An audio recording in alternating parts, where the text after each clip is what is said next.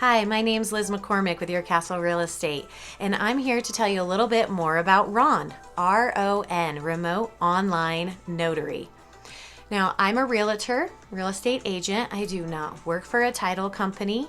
This is information that I've received from a class that I took from First American Title. So thank you, First American Title, for putting on this class to teach me more about RON so I can inform my clients and see if it's a good fit for them. So I want to let you know a little bit about what it is, who's using it, and how to use it. You should definitely check in with your title company to see if they have a RON division and if it's a good fit for you. It is mostly used by sellers. Lenders aren't always set up for it, but you can ask your lender if they are set up for it and if it is approved with them and their company. 36 states now do approve of using RON. It has passed through their process, their vetting process. There are a few states that still don't use it. California, let's see, I have a list. Rhode Island, Connecticut, Massachusetts, Maine, Vermont, Mississippi, Alabama, Georgia, South Carolina, North Carolina, to name a few. I think that's about all of them. But if you own property here and say you're in California on vacation, you can still use this even if you're out of the country. So who is using RON? There are elderly people that want to be safe from the virus, don't want to come in, or they're restricted on driving. POAs, which is power of attorneys, say they're out of the state or out of the country. Military is using this, assisted living, nursing homes. If you have a family emergency, you need to sign from a hospital. If you're injured, retired, and military overseas. They were actually telling a story about couples that were selling their property, and one was on a ship, another one happened to be on a submarine. So all over the country. What do you need all over the country, all over the world? What does it take to set up and be eligible to use RON? Well, one, you need a camera, and it can be on your laptop, phone, computer, tablet. Then you need good internet service to be able to process everything. You do need a valid driver's license, which you will hold up to the camera and they will scan it, and then it'll be run through the database. So that's one way that you're verified. Another way is you do need a social security number. They do not accept Canadian numbers, ITIN, anything that's kind of out of the country right now. I think there are a few countries that use it, but I'm not familiar with those. For here, you do need a social security number. And one of those vetting processes is right before you go to sign, so you don't fill out this information ahead of time. It's very secure in the moment.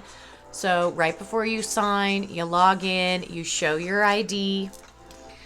They see your face on the camera, your face on the ID. It's run through the database. Then you answer about 5 questions of KBA, knowledge-based authentication. And most of us have done this before for our banks or lending, something along those lines, where it gives you multiple choice questions. And it'll say, you owned a 2003 Kia or 1998 Buick, and you mark what vehicle you drove. Some other questions are your address, past addresses, if you had a credit card with this company or that company, things like that. So those are some of the questions you answer. You have to answer 4 out of 5 correctly. If you don't, then you do get a new set of questions and you get to answer those. If you fail twice, because I know some people aren't test takers, then you have to wait 24 hours. So there is that. What if all parties aren't there? Say you're here, or like during COVID, some people were stuck out of the country, or you're here in Colorado, but your husband is in New York for work, and one can be here to wet sign with a pen, and then your husband or whoever you own the property with can sign remotely from wherever they're at. So your life does not have to stop. You don't need to take a plane. You don't need to necessarily pay an extra cost of a notary to come to your house. But there may be an extra cost with it. So you do want to check on that with your title company. So it really all depends. So is it secure? That is why it's been through this process, and you do have to have your camera on at all times so they see you are actually the person signing the documents, and they do keep that video. And then it's going to give like a time stamp of your location, when you signed, are you Mountain Standard Time, Pacific Time, and that will go on the document as well. There are some of the paperwork closing docs that you don't need to sign, have a notary sign. So those you can sign ahead of time. So this process is generally 10 to 20 minutes without a lender. With a lender, it's a little bit different, but lenders have it to where you can sign some of their documents ahead of time as well. Let's see. Most sellers buy yeah, so I think that's most of my notes that I took that I really wanted to go through with you. If it's a good fit for you, get a hold of your title company. Ask your lender if this is something they do. Now you don't have to postpone your vacation or schedule closing around that vacation. Just take a half hour out, go somewhere where you have some good internet service, sign, be done, and live life. Don't let it stop you. Make that transaction smooth.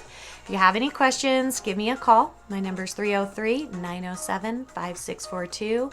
I love making my clients happy and giving them a smooth transaction. So if this is one way to do it, thumbs up. Talk to you later.